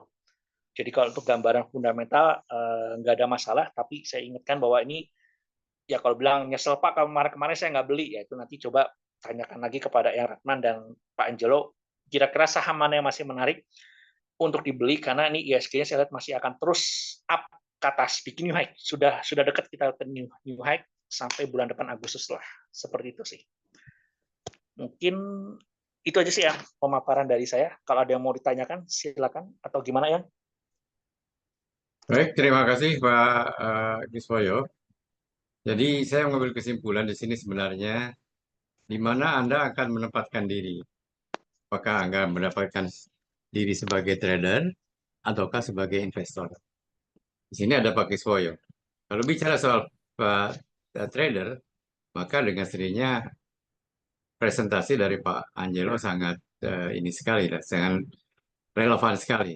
Akan tetapi bicara soal investasi, maka apa yang dikatakan Pak Kiswoyo merupakan sesuatu yang sangat relevan. Jadi sangat penting sekali dalam hal ini bagi Anda yang hadir pada hari ini, di mana Anda akan menempatkan diri. Apakah Anda sebagai seorang trader ataukah sebagai seorang investor?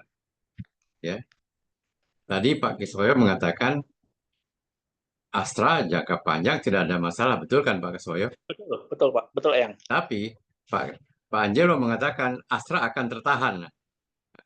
Ini sebetulnya bagi yang mereka tidak bisa menempatkan diri di apakah saya seorang investor, apakah saya seorang trader, itu membingungkan, ya.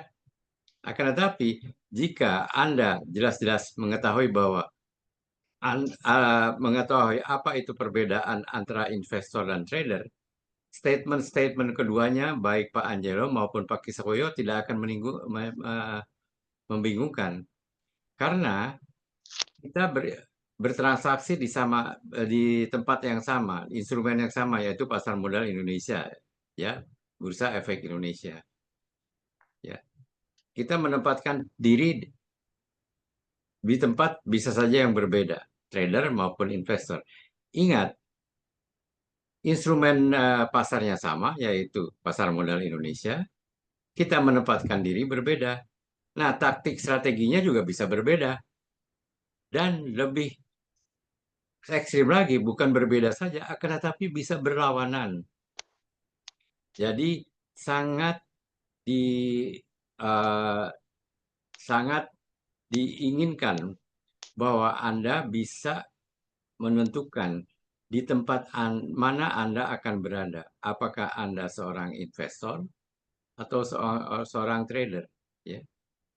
Kalau investor bicara soal fundamental, bicara soal pertumbuhan ekonomi, bicara soal pertumbuhan industri dan lain-lain. Tetapi seorang trader dia bicara soal momentum, pergerakan harga, pergerakan volume.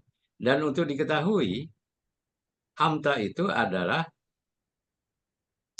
berdasarkan pergerakan harga, pergerakan volume yang dimanifestasikan dalam keadaan value ya. Jadi harga volume. Akan tetapi kalau uh, investor, maka dia akan melihat Astra ini masa depannya bagaimana. Apakah mobil listrik akan mempengaruhi Astra atau tidak? Apakah industri mobil selama ini di Indonesia dengan kedatangan mobil-mobil Cina akan mempengaruhi Astra atau tidak? Nah, itu yang harus dianalisa. Akan tetapi, kalau menurut saya, tempatkan dulu di mana Anda akan bertransaksi. Anda seorang trader, Anda seorang investor. Bisa Anda menjadi dua-duanya, bisa. Ya. Akan tetapi, jangan sampai confuse. Maunya jadi trader, harga turun, ya, saham ditahan dengan jawaban, saya kan investor. Jadi investor kecelakaan Eyang. Itu yang dinamakan investor kecelakaan. Kan selalu kita bicara dari dulu. Orang memperkatakan ada investor kecelakaan. Kenapa? Dia menempatkan diri sebagai trader, seharusnya dia cut loss, dia tidak cut loss, harga dibiarkan terus-terus. Begitu ditanya, kenapa dibiarkan terus-terus turun? Saya kan investor. Itu kan tidak benar gitu. Jadi oleh karena itu, tempatkan. Kalau seorang trader, maka ikuti presentasi yang dinamakan Pak Angelo, AMTA. Itu untuk trader. Nah, untuk investor atau investasi, saya kira lebih relevan menyimak apa yang disampaikan Pak Kiswoyo. Bicara soal fundamental, bicara soal pertumbuhan ekonomi, bicara soal keuntungan perusahaan, bicara soal price earning ratio, bicara soal price book value. Price earning ratio, price book value, dividend yield, dan lain-lain di AMTA tidak ada. Akan tetapi di GClub application itu ada. Nah, kita pun di GClub PIPMI memberikan tools kepada Anda-Anda sekalian. Sebagai investor, silahkan Anda pakai GClub PIPMI, GClub application. Sebagai trader, silahkan Anda memakai AMTA. Jadi ada pilihan. Mau pilih dua-duanya, tadi saya katakan, saya peringatkan, jangan sampai jadi investor kecelakaan, trader yang harusnya cut loss, membiarkan kerugiannya berlarut-larut dengan mengatakan dirinya adalah investor. Demikian saya kira untuk meluruskan ya perbedaan-perbedaan antara pendekatan yang disampaikan oleh Pak Kiswoyo, kadang-kadang oleh saya, kadang-kadang Pak Angelo. Tadi soalnya jelas sekali kita bicara soal Astra. Pak Angelo mengatakan akan tertahan di gini. Pak Kiswoyo mengatakan jangan takut tentang Astra. Karena apa? Dua-duanya berbeda. Pak Angelo dipandang trader, Pak Asvis Kiswoyo menjadi dari sisi pandang investor. Nah itu. Jadi Anda harus bisa membedakan. Ya. Demikian saya kira sebagai suatu konklusi terhadap presentasi dari AMTA maupun presentasi dari Pak Kiswoyo. Nah selanjutnya saya akan memberikan sedikit di sini tentang uh, webinar yang akan kita adakan nanti, yaitu banyak yang bertanya lagi mengenai money management ya. Ntar saya akan upload dulu itunya.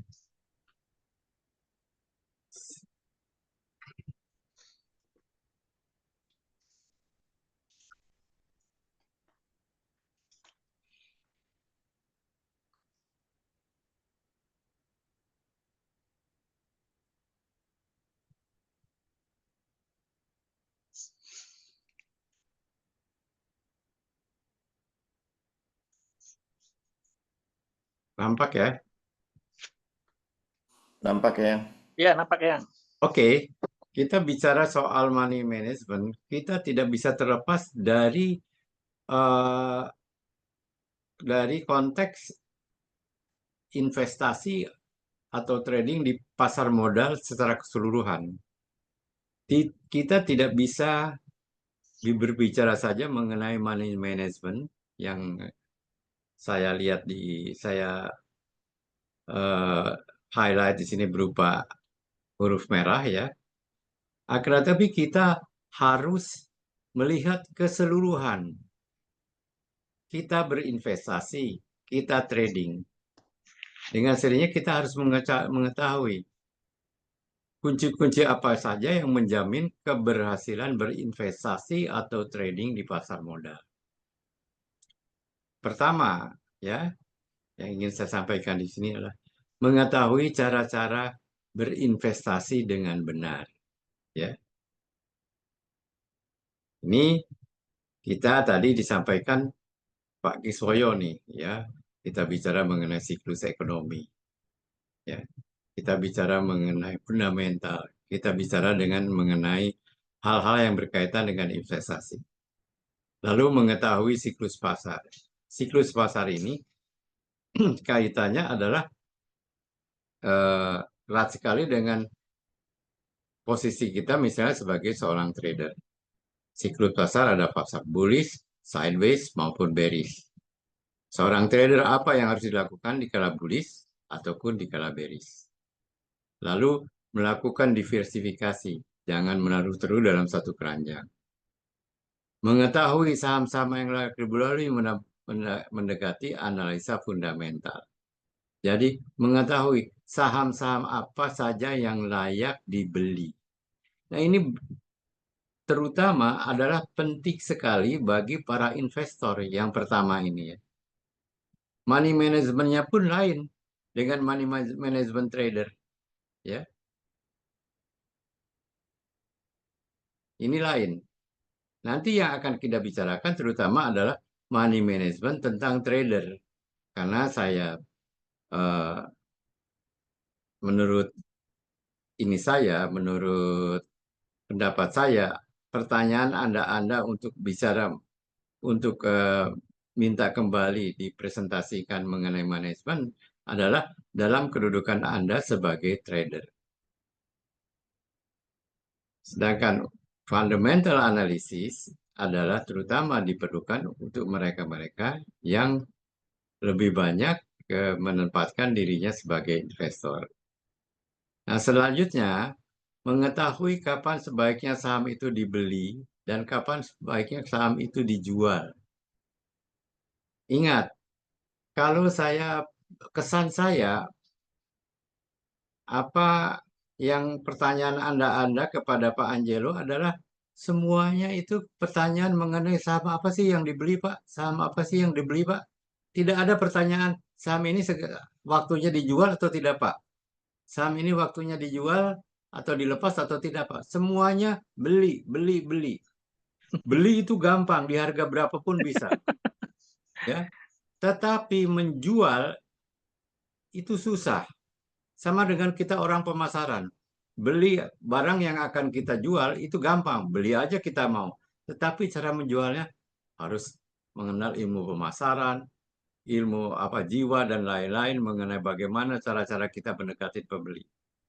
Nah, apa yang saya perhatikan, tidak ada yang pernah bertanya apakah sebaiknya saham Andro atau saham BNI atau saham BBRI ini dijual. Nggak ada. Tanyanya adalah untuk dibeli. Betul nggak? Iya, Hanya beli, beli, beli. Memang itu yang meningkatkan ekonomi Indonesia. Kita betul, betul, senangnya Mas. beli. Betul, Ya, betul nggak? betul, Tetapi tidak ada yang menanyakan dijual. Betul tidak? betul, betul. Maunya beli, beli. Apa saham ini waktunya dibeli, Pak? BRI, BBNI, Padahal kita sudah tahu bahwa BBNI, BBRI, BBCA, ya, secara teknikal dia kan sudah overbought semua, betul tidak? Betul. Artinya apa? Pertanyaannya, saya sudah punya BBRI, BBNI, BBCA nih, Pak. Pak Angelo atau Pak Suratman atau Pak Giswoyo. Apakah sebaiknya saya tahan atau saya jual? Itu. Tapi yang ditanyakan seluruh pertanyaan di chatroom adanya mengenai beli, beli, beli, beli. Nah, itu kesan saya. Baik, selain itu, bicara soal bertransaksi di pasar modal, maka kita harus bicara juga mengenai risk management, manajemen risiko. Kita bicara stop loss, emosi, dan lain-lain. Itu adalah bicara tentang manajemen risiko. Kita juga harus bisa mengendalikan emosi serta memiliki disiplin yang tinggi. Ya, semua orang, agama pun mengatakan bicara tentang emosi. Emosi adalah your biggest enemy, musuh Anda yang paling besar. Lalu memiliki perencanaan yang baik, apakah investing plan atau trading plan. Nah, ini yang saya sampaikan tadi. Menempatkan diri, apakah saudara ini bertanya kepada Pak Kiswoyo sebagai investor atau kepada Pak Angelo sebagai trader. Nah, saya mengatakan ramainya ramainya pertemuan kita di klub PIPMI Market Review ini setiap minggu adalah pertanyaan mengenai trader ya. Buktinya apa? Ya. Minggu lalu Pak Angelo nggak ada, sepi. Betul nggak Pak? Sepi ya. Tidak ada yang bertanya mengenai saham karena mereka bertanyanya mau beli, mau beli, mau beli. Saya ingin beli mana, beli mana. Tetapi belinya bagaimana, caranya bagaimana melindungi apa yang sudah dibeli, caranya berapa banyak membeli, bagaimana itu harus dijual atau tidak. Mereka tidak tanyakan. Nah, ini nanti yang akan kita bahas adalah di dalam di dalam money management. Jadi, Anda akan diajarkan ya, di samping Anda mengetahui kapan harus membeli, Anda pun harus mengetahui, maaf ini bukan 65 tapi 6 ya. aturan-aturan yang berkaitan dengan trading yang dikaitkan dengan money management, yaitu manajemen keuangan, yaitu aturan 2% dan aturan 6%. Lalu kita akan bicarakan juga reward, apa itu yang dinamakan reward risk ratio. Kita akan bicarakan juga apa yang dinamakan dengan position size. Ya. Ini harus Anda ketahui. Sebagian besar yang menjadi Anda berhasil sebagai trader maupun investor adalah daerah sini. Keberhasilan Anda sebagai trader dan investor, maaf saya otaknya kelebihan, adalah daerah sini. Ini dapat dikatakan mewakili 60% ilmu yang harus saudara-saudara ketahui dibandingkan dengan yang di atas ini. Dibandingkan dengan yang di sini. Ya. Yang di sini adalah 60%.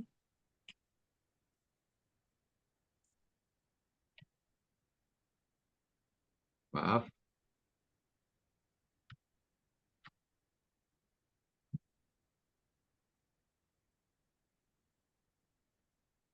Oke.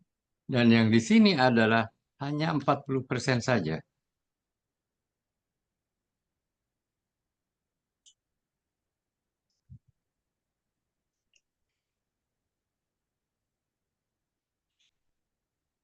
Oke. Jadi Anda lihat, ya.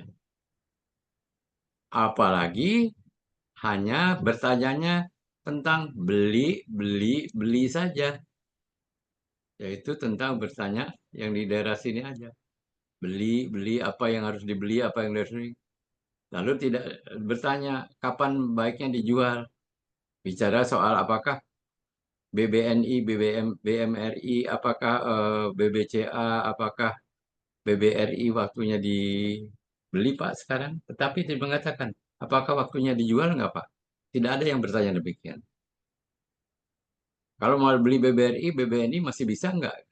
Pak Anjelo mengatakannya, waduh, ini ada apa? Eh, ada yang menahan, benjol dan lain-lain. Ya, itu kelihatan sebenarnya. Benjol itu saham-saham BBNI, BBRI, BBCA misalnya sudah di daerah overbought. Kemungkinan benjolnya banyak. Jadi Anda harus mengetahui seluruh dari pengetahuan yang saya sampaikan ini. Kalau Anda ingin menjadi investor atau trader yang berhasil. Jangan lupakan pengetahuan ini semua. Jangan hanya di sini saja. Kapan waktunya membeli? Ya, yang ditanyakan di dalam pertanyaan tadi banyak adalah hanya mengetahui kapan sebaiknya saham-saham ini dibeli, Pak. BBRI, SSIA, BRMS, BMTR, dan lain-lain. Tetapi tidak ada yang bertanya mengenai ini. Kalau Anda sudah tahu bahwa saham itu overbought, mestinya Anda bertanya, sebaiknya ini dijual atau tidak, Pak Angelo? Ya Ini ya. yang saya ingin, ya. Bagaimana Pak Angelo? Oh ya, enggak ya, salah ya.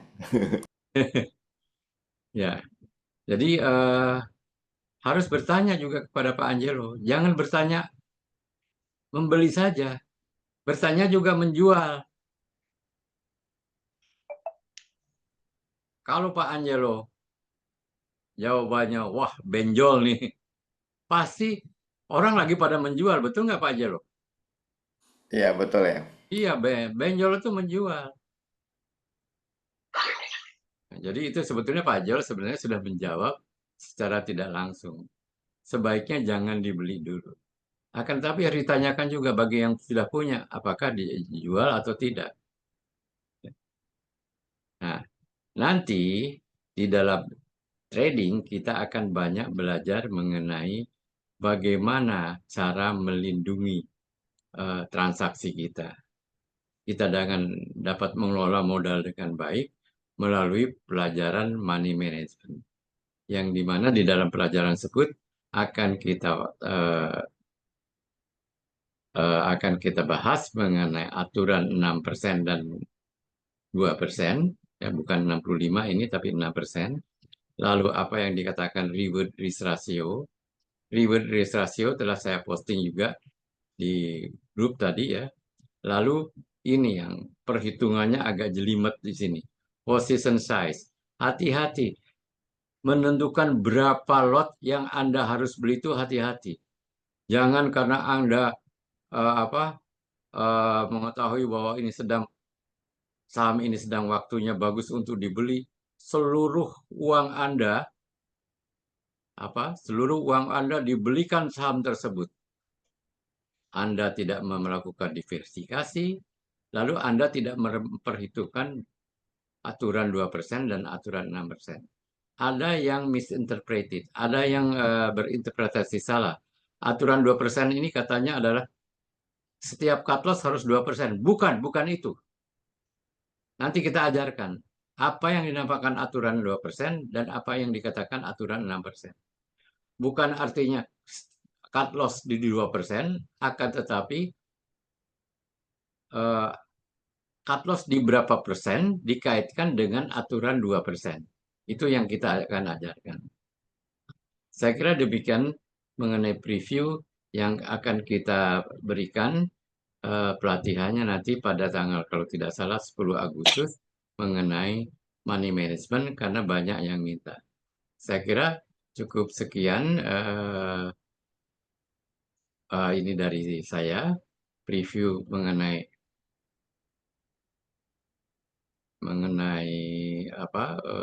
money management webinar. Selanjutnya eh, waktu kita